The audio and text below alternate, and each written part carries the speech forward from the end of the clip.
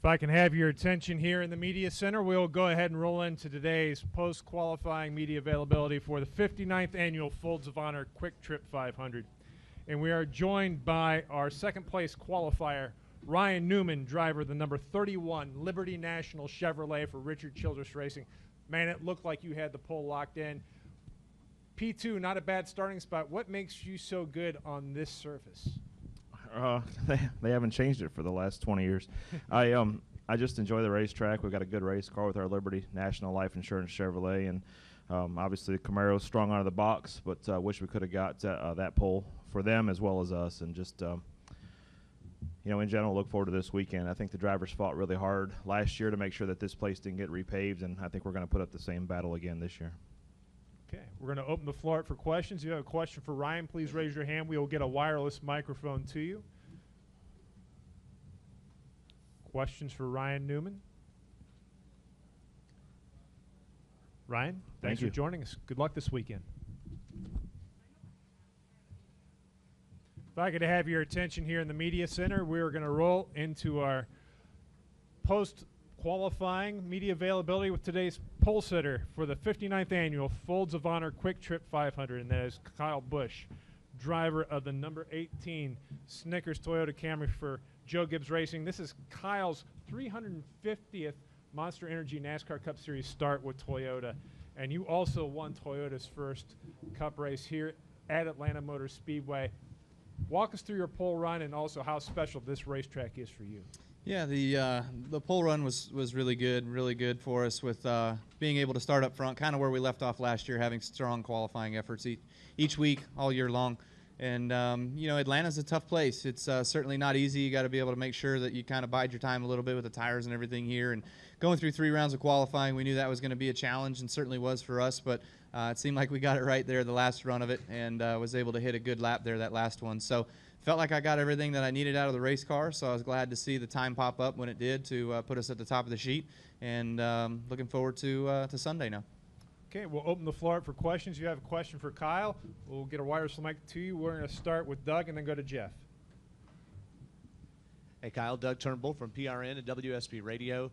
I want to talk about usually you run the Xfinity Series race, and this year only doing Cup. Is this kind of a slower weekend for you, and is there any strategy into not running Saturday or not running truck? It was certainly on my radar to try to run the Xfinity race here. Unfortunately, we just didn't get the sponsorship package put together in time, so the sponsors, we tried to push them to run Atlanta here, but instead they chose Kentucky in the fall, so they had more opportunity to activate. So, it's sponsor-driven, and with only having 7 opportunities to go run those races, it's kind of harder to find good opportunities that will present themselves. So, fortunately, we've got some partners that have helped me with that regard. I'm running the truck race here still, so hopefully I can score the victory in that race and bring home my first win with Kyle Busch Motorsports at Atlanta, although I've won here before plenty of times with Billy Ballou Motorsports. So looking forward to running the double, and with the truck and the Cup. It certainly is a little bit slower than having to run all 3, so I certainly would have been a lot more tired than what I am right now, but today was a good day. We'll go to Jeff, then the Christian, then the Jacob. Jeff Gluck from jeffgluck.com. Kyle, who would you say is your chief competition here? We're trying to look at the practice charts and see if we could get any insight. Who's fast? No clue. It doesn't matter yet. Anybody that practiced earlier today that was doing race trim stuff, the track was so green, I don't know that really means anything, So with all the rubber that was able to be put down all day today, and we never even qualified. We never even made a mock run in the top lane, and that's where we made all of our runs here today in qualifying because it just was too dirty earlier today. It wasn't quite blown off yet. So, the trucks did that a little bit. The Xfinity cars did that a little bit.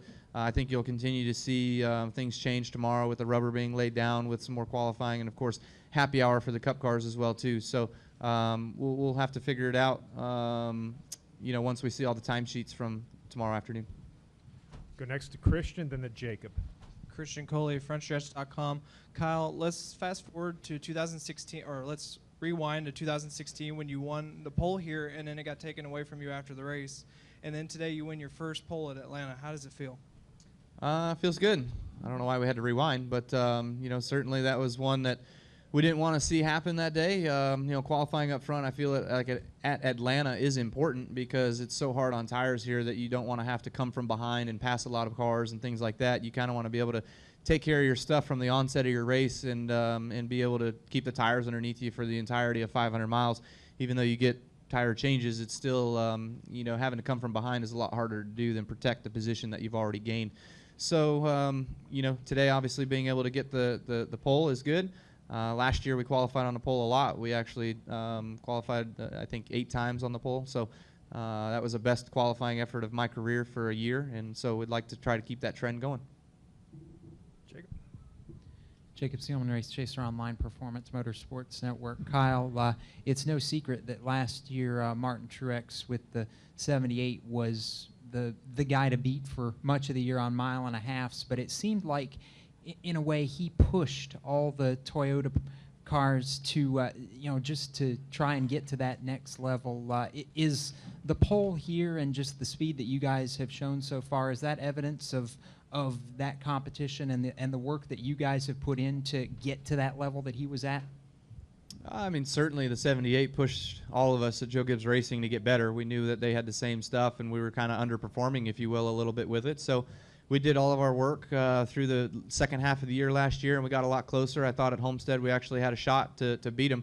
But now we were hoping that we could get to Atlanta and Vegas and Phoenix and California and these places and kind of pick back up where we left off last year, and so far so good. So I have no clue how we're going to race. I've either been feast or famine here. I've either been up front, been able to win, or I've been 10th or worse, So there's kind of no in between for me. So I'm trying to get to where I can figure this place out a little bit better, but that's probably going to be short-lived with a repave eventually. But overall, just certainly I think anybody in the garage area, when they are good, they raise the competition level of anybody. When you're getting beat, you got to go out there and try to find some things that's going to make your program better and stronger and faster than the rest of the guys that you're having to race around. Let's go to Zach. Zach Atanzarelli, front stretch. Can you just go back to your 2008 win here, obviously 10 years ago, so time's gone by pretty quick. How big was that win for you at the time? It was huge for Toyota, and what does that stack up against all your other victories in your whole career? It was a big win in that day. It was huge. It was the biggest one of my career. From transitioning from Hendrick Motorsports to Joe Gibbs Racing, from Chevy to Toyota, and kind of figuring out where my new home was going to be. It obviously was a scary situation for me to be in, not knowing a lot of my surroundings and who I was around, but becoming teammates with Tony Stewart and Denny Hamlin was certainly a key thing for me. Tony, I remember, finished second to me that day, so he was right there and was fast all day long. But it was, some tense moments there in the end. There were some lap cars that were kind of slower than me, and I kind of got up on their bumper a few times and got them off the bottom because I remember we were just locked in to running around that yellow line. And Carl was super fast that day as well, too, so we were chasing him for much of the day, and first and second back and forth with Carl before he had an engine failure, and we were able to kind of take over as the dominant car of the day for the rest of the race. But overall, just was real happy in that situation to get that relief of being able to win so early in the season, not only for myself but for Toyota, for the relationship that I picked up with Joe Gibbs Racing and M&M's Mars and Snickers in that day as well, too. So cool to look back on all that and see where we've come since then. Certainly have gained a lot of family in this relationship over just being friends. Jerry Jordan, KickingTheTires.net and PRN. Kyle, I need to ask you about next week going to Las Vegas, your home track. Thoughts on going back there, and obviously the race there last year was ended in some fun or lack thereof. Can you address going back for this year? Yeah, certainly looking forward to getting back to Vegas. Always do. This year it's going to mean a little bit more. It's going to be a little bit more important to kind of focus on the right things and figure out what you need in your race car to be good, because you have that chase race that's going to be happening in Las Vegas in September. So, it's certainly a racetrack that I tend to try to enjoy to run well at, but more importantly, win at. I've only been able to do that once in 2009, I believe. So I'd certainly like to get back to those winning ways there of being able to have a fast race car and figure out what it takes to get around there well. But, it's the hometown race, and running all three. I'll be running the triple out there, so it's going to be chaotic and doing all that. But certainly looking forward to that and the challenge that presents. Go next to Nate and then to Chris. Nate Ryan, NBC Sports.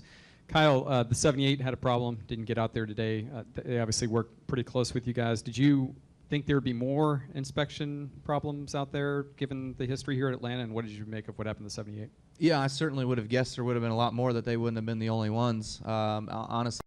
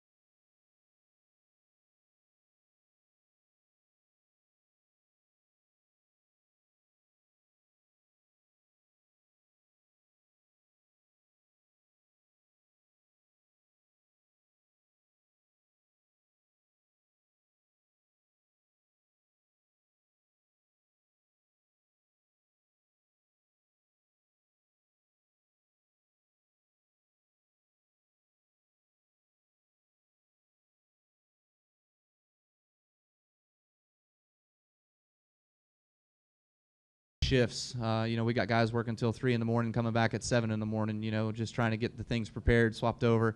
Having some of these trucks have Ilmores. We don't have enough Ilmores right now. They don't have enough to ship out to everybody to go around, so that's been awesome. So we're kind of short-handed on some of that stuff. All of our backup trucks, if we had to use a backup truck, it's got all OEM stuff in it. We just don't have enough engines right now. So we were late to the game with ordering some of that stuff because we were trying to stick with the OEM.